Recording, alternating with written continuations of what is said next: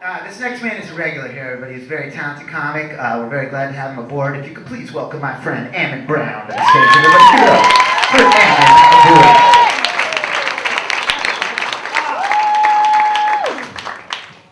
Thanks, I love me too. It's a good crowd tonight. I'm used to good crowds. I'm from a family of 8 kids. My parents actually practiced the rhythm method of birth control, and it's just proof positive that white people should do nothing involving rhythm. Doesn't really work. No, with 8 kids, you know, my parents, they're actually a Mormon family, surprisingly enough. And Mormons are clean living people, you know, they don't drink or smoke or fornicate. Those are kind of my hobbies, so that didn't really work out too well. But you know, my dad would tell me, hey son, you should practice abstinence. And I was like, Dad, I think you need more practice. You're not very good at it. But you know, it's fun growing up in a family of 8 kids because you know, we had a lot of fun. My brother and I used to play a lot of pranks on each other, like he replaced my toothpaste with crazy glue. Har har. So I replaced his insulin with heroin. That'd be funny. I called him 6 months later when he woke up from the coma. And I was like, beat that dude, I'll be out of juvie in 6 months. He did get me back. He actually stole my cell phone, and he replaced the ringtone with the sound of a really loud fart. And he calls me when I'm in a crowded cafe, and I'm just like, whoa, that sounded close. Was that me? I think it was. I felt my pants vibrate. Oh dear. No, but it's fun. I'm actually, I'm just recently out of an 8-year marriage, which is good. No kids. I'm too much of a procrastinator. Gosh, she thinks I'm cute. She's like, yes! But no kids. I think we just got married a little bit too young. You know, I bought the ring with 2 months allowance, so 2 months salary. Didn't work out. I don't really understand the whole big ring thing. You know, my brother had a girlfriend that really wanted this huge diamond ring, and he just couldn't afford that. So he took her to see the movie Blood Diamond.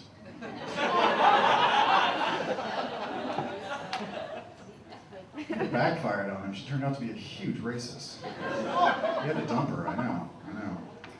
But my new girlfriend's great, you know, she's very much the optimist. Our first night together, she handed me one of those extra large Magnum condoms. And I'm like, okay, so I made her a balloon animal. I didn't really know there was such a thing. But it's a funny story how we met, actually. I had heard that turkey makes you tired. So I slipped a few slices into her drink at a bar. You know, it kind of worked, because when I gave her the Heimlich, I totally got to second base. No, so I live in New York. One really lousy thing about living in New York as a white guy is that cabs just stop for you all the time. It's horrible, you know, they'll pull up and they'll be like, white man, need a taxi? I'll be like, I'm in my car at a traffic light. I think I got this. No, thank you. But I live in Brooklyn, so I park my car on the street. I wanted one of those really, really big SUVs, you know, like the huge ones, but the X was all green and vegetarian and earthy, so I drive a hummus. It gets really good gas mileage though, but you know, I'm still really feeling the price of gas lately, because I'm also an arsonist. You know, I tried switching to alternative fuels for my little arson habit, but you just look really stupid sitting on top of an abandoned warehouse with a magnifying glass, like waiting for clouds to clear. No, so I park my car in the street in Brooklyn, and it gets broken into all the time, because people see a hybrid car and they're like, pacifist, he won't do shit about it. So, you know, they'll break in, they'll steal like half my CDs and leave some, and I'm like, what's wrong with the rest of my music?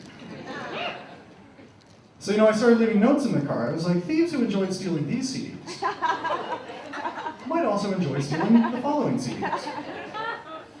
I'm just trying to be helpful.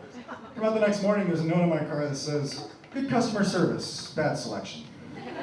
3 stars. That sucks.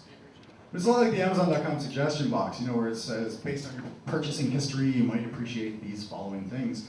Well, once I accidentally kind of screwed around with it, and I bought, a box set of Chuck Norris movies, because who doesn't love Chuck Norris, right? I bought a Miley Cyrus poster for me and my sister.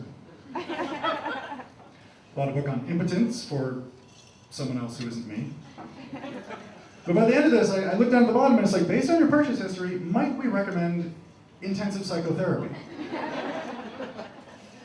All right, so I'm seeing a psychiatrist now. That's the extent of my hallucinations, I think. I don't know.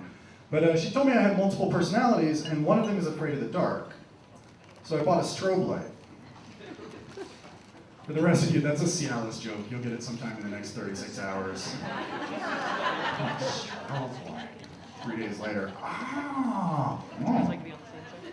But, so on my way over here, someone stopped me and they were like, "Excuse me, sir, are you a registered Democrat?" And I was like, "Nope, I'm a registered sex offender." And he goes, "Oh, I'm sorry, we don't need Republicans for this poll."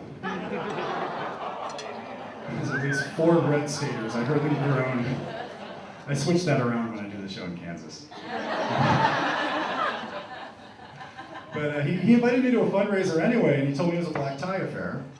So I brought Tiger Woods. But I'm not really into politics that much, but I do love Barack Obama. I love that guy. I mean, he finishes up a speech and I just breathe a big sigh of relief because, I can be heterosexual again. Seriously, he's like one of the few people on this earth that can turn me temporarily gay. And Hillary's the other one. All right, everybody, that's my time. Say hello to Josh Spear again. Give it up for Ammon Brown, everybody.